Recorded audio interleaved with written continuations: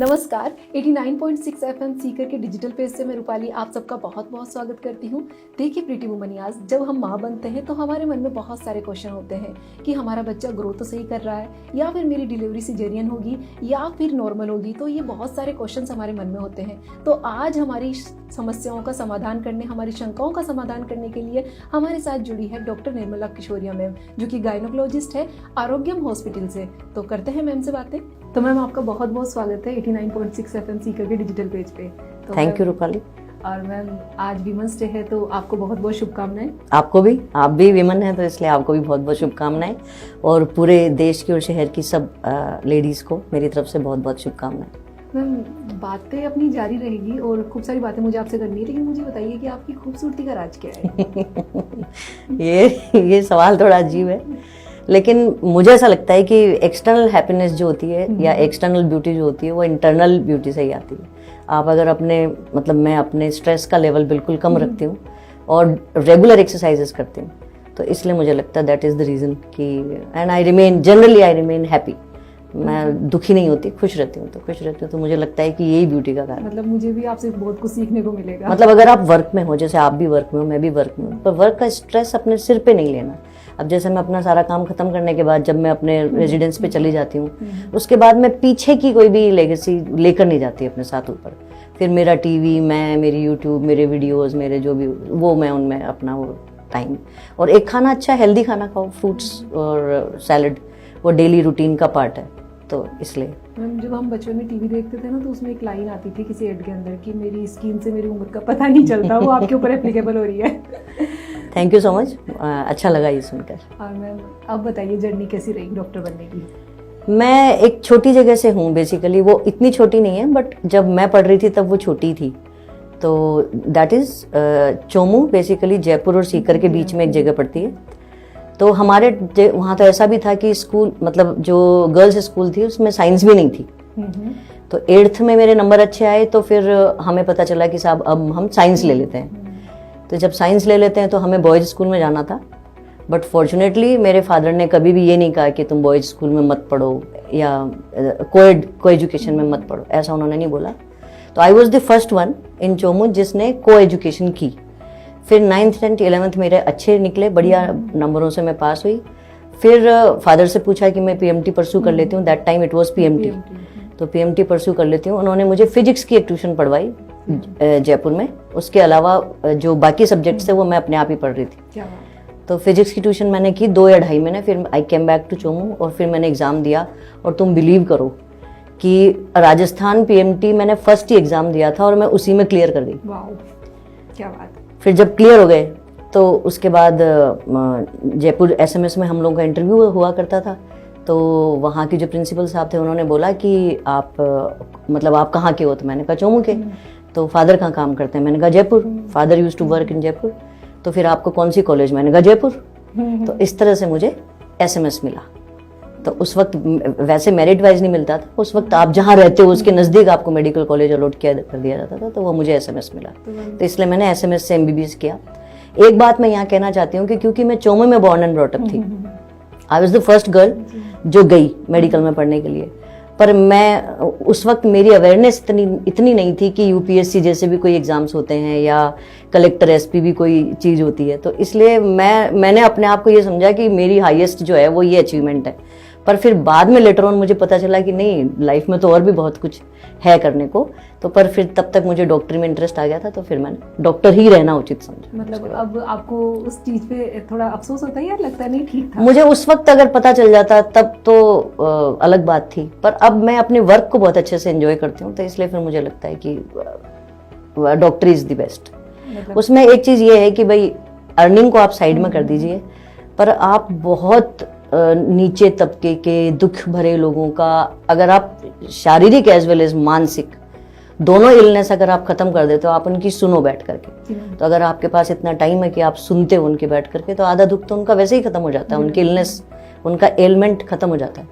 और फिर आप उनको फिजिकली ट्रीट कर दो, तो फिर मुझे लगता है कि, और कहते भी हैं सब लोग, doctor is the noble profession, तो मैं उसको रियलाइज भी करती हूँ कि yes that is a noble profession. और डॉक्टर जब इमोशनली अटैच होते हैं तो सच बोल रहे हैं, आपकी आधी बीमारी तो वैसे ही दूर हो जाती है। हाँ, और हम अपने पेशेंट्स को पूरा टाइम देते हैं, मतलब मैं उनकी पूरी बात सुनती हूँ, कोई जल्दबाजी वाली। डॉक्टर वाली जर्नी तो बहुत अच्छी रही। हाँ, मेरी अच्छी जर्नी, और मैं आई एम हैप्पी कि आई एम ए डॉक्टर। मतलब इंस्पिरेशन की जैसी तो कोई चीज़ की जरूरत ही नहीं पड़ी आपको। हाँ, मतलब ऐसा नहीं है कि मैंने किसी को देखा और फिर मैं डॉक्टर बनी हूँ, नहीं ऐसा नहीं है, मैं अपने आप ही बन गई और अब मैं खुश हूँ कि मैं बनी। तो ये जो भावी डॉक्टर्स हैं उनको क्या बोलेंगे आप? भावी डॉक्टर्स को यही बोलूंगी कि इसमें यह है कि जैसे आप आज पास आउट हो गए और कल से ही आप ये उम्मीद मत करो कि अब आपको इतना बड़ा पैकेज मिल जाएगा। आप कॉमर्शियल दुनिया में भी नहीं हो, आप कोई कॉर्पोरेट वर्ल्ड में भी नहीं हो, आप एक ऐसे प्रोफेशन में हो जो कंप्लीटली ह्यूमैनिटी से जुड़ा हुआ है।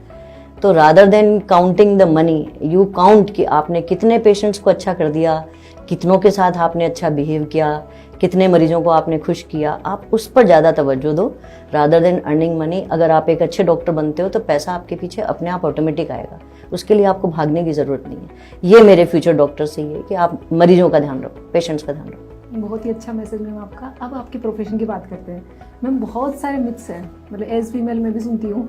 तो जैसे मैं भी एक बच्चे की माँ हूँ, तो बहुत सारी बातें मुझे सुनने को मिलती थी। जैसे मुझे 7th मंथ जब लगा कि तुम केसर पिया करो, तुम्हारा बच्चा गोरा होगा, मैंने नहीं पिया था। तो मैम इसमें कितना सच है?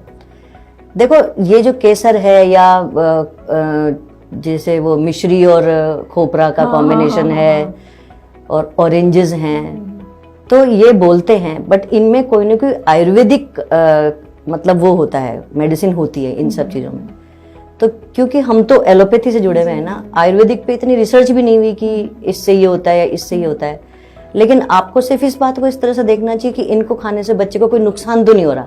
फायदा पता नहीं हो रहा है कि नहीं हो रहा, लेकिन नुकसान तो नहीं हो रहा।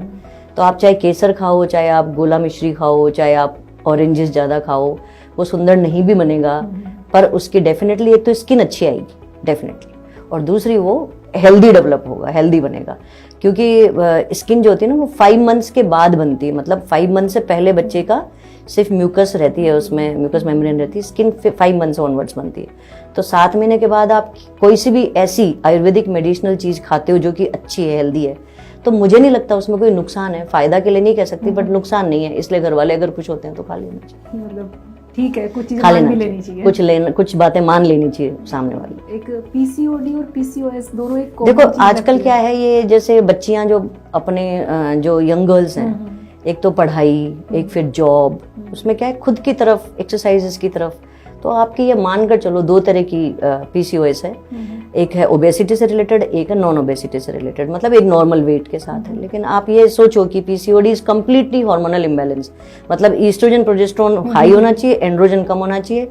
जब आपको पीसीओडी हो जाती है तो आपका एंड्रोजन हाई हो जाता है और ईस्ट्रोजन प्रोजेस्टेरोन लोअर रैंक ले लेता है, तो फिर आपकी मेंस्ट्रुअल इरेगुलरिटीज होने से वेट बढ़ जाता है, हिर्सुटिज्म, बाल आने लग जाते हैं। तो जैसे ही होए ना ये चीजें, जैसे ही वेट बढ़ना चालू हो जाए या जैसे ही आपको हेयर ग्रोथ दिखनी चालू हो जाए, तो आपको सबसे पहले ही डॉक्टर से कंसल्ट कर लेना चाहिए, क्योंकि फिर ये धीरे धीरे बढ़ती जाती है।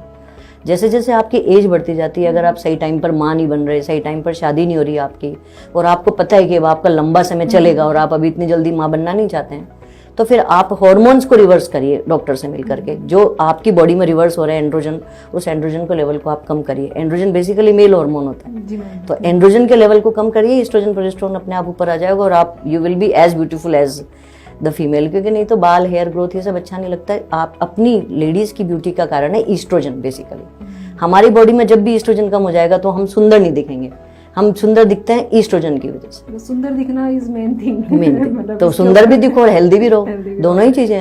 आपको पता है जब आप अच्छे दिखते हो तो आपको कॉन्फिडेंस लेवल अलग होता है, तो आपको लुक्स पर तो ध्यान देना ही चाहिए। हाँ, लुक्स पे ध्यान देना चाहिए। और मैम जैसे ऐसे बोलते हैं कि आप बहुत मोटे हो जाओगे तो आपको बच्चे नहीं लगेंगे। बिल्कुल सही कहते हैं, बिल्कुल सही कहते हैं। जैसे ही आप मोटापा आपका बढ़ता है, आपकी बॉडी के हॉर्मोन्स को फैट जो है, आपकी फैट है, वो उनको एक ऐसे हार्मोन में कन्वर्ट कर देती है जो हार्मोन आपको प्रेगनेंसी के लिए नहीं चाहिए।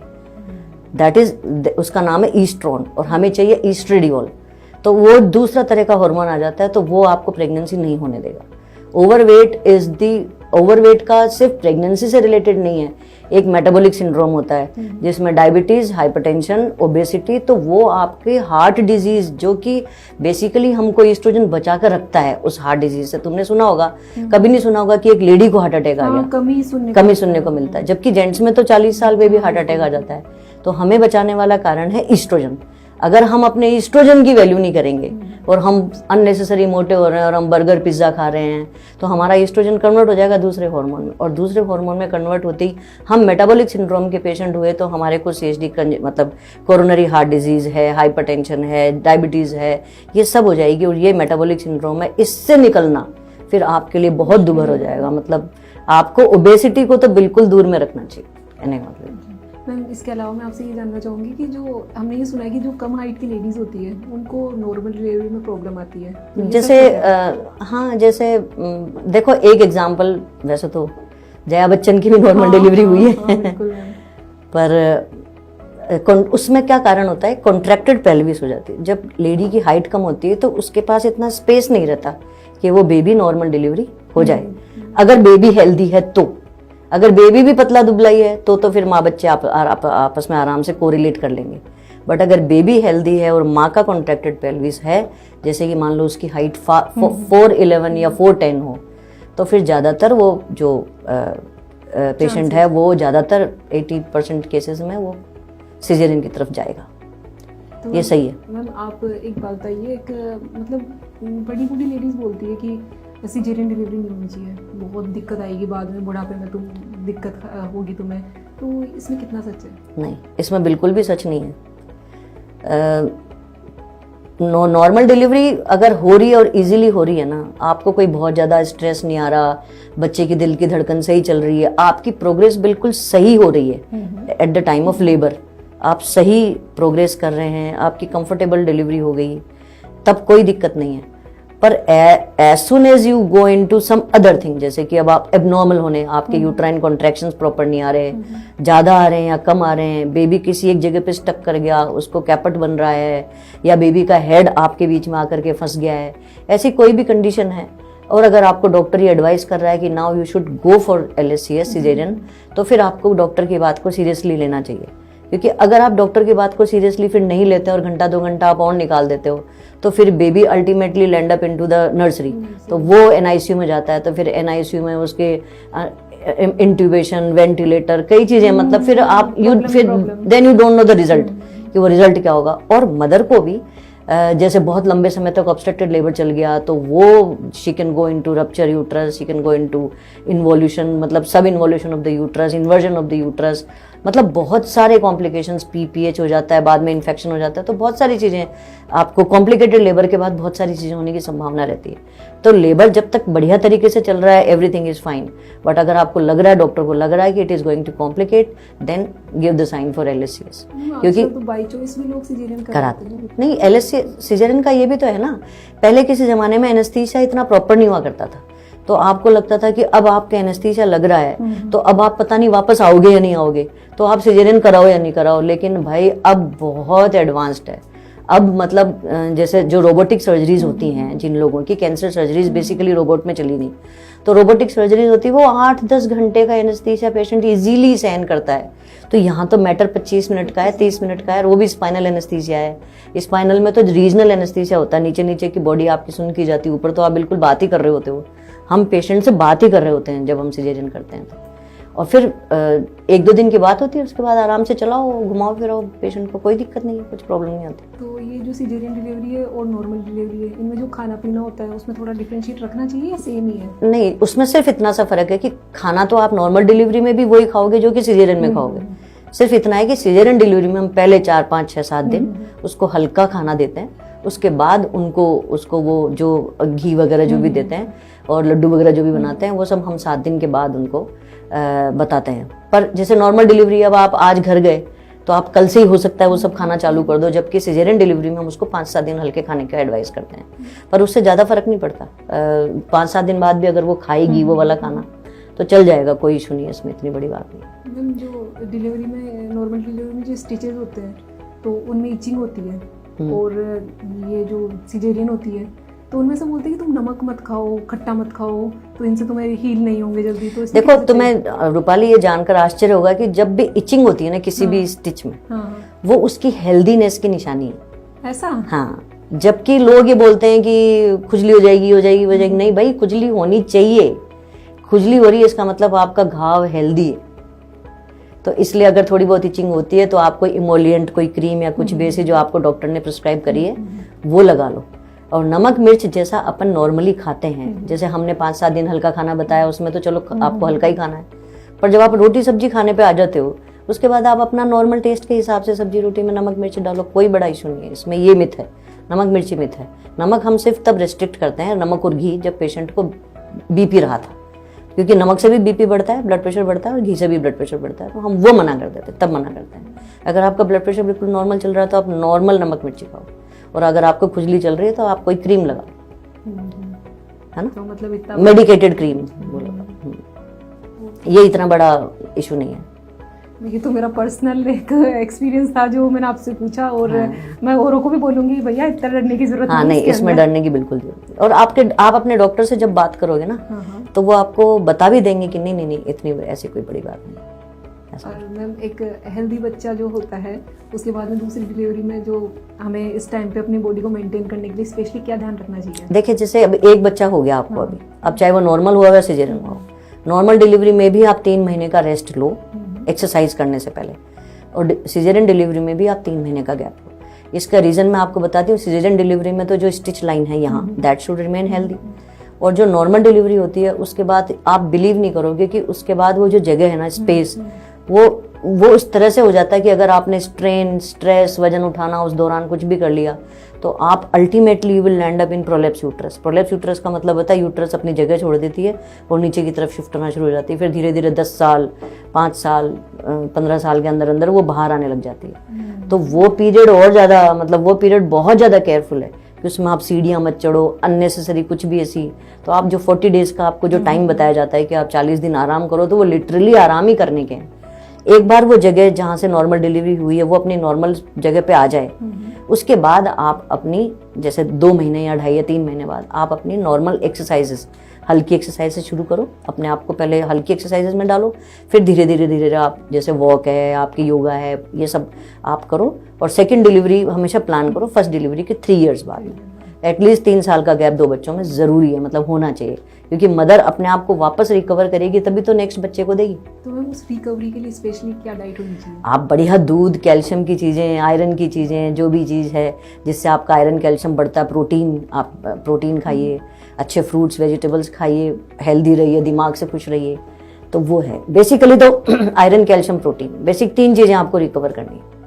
तो ये, जैसे कई बार ऐसा होता है कि आपका फर्स्ट बेबी आज हुआ और 2 साल में आपका सेकंड बेबी हो गया, तो आप में कैल्शियम की रिकवरी तो हुई नहीं, और आप अब इस बच्चे को क्या दोगे?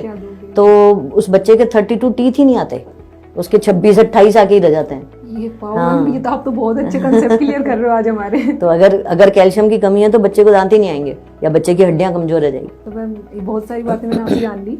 अब जाते जाते वुमनियाज को क्या कहना चाहेंगे आप? मैं एज वुमन सब वुमनियाज को ये कहूंगी कि देखो, you all are ruling the world, और अगर अभी रूल नहीं भी कर रही हो तो definitely you are going to rule the world. इसलिए मस्त रहो, खुश रहो। Thank you.